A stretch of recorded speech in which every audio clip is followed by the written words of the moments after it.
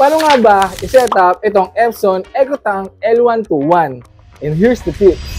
So paano nga ba i-set up itong EcoTank L121?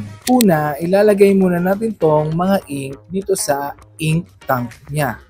Lagi niyong tatandaan na meron tayong 4 na kulay.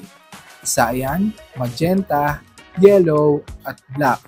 Kung anong kulay ang nakalagay dun sa tank, yun din ang ink na ilalagay ninyo. And then, i-connect na natin tong USB dito sa likod ng printer.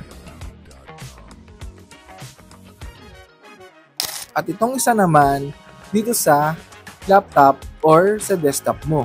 Pagkatapos natin i-connect yung mga USB niya, mag-search naman tayo sa browser ng Epson EcoTank L121 driver download. I-click nyo lang yung unang lumabas, then mapupunta tayo sa website na to. Scroll down nyo lang, and then punta kayo sa operating system. Piliin nyo lang kung ano yung operating system ng computer ninyo. And then click go. Then mapupunta tayo sa download, click nyo lang yung download, and i-click nyo itong accept.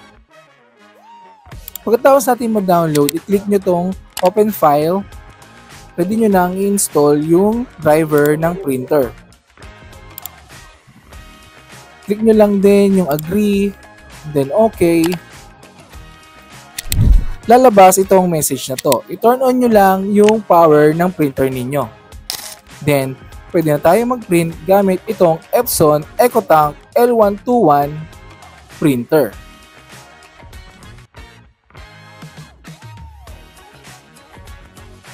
Follow for more tips dahil dito sa Laptop Warehouse, sa pinakamurang laptop at desktop sa Pinas.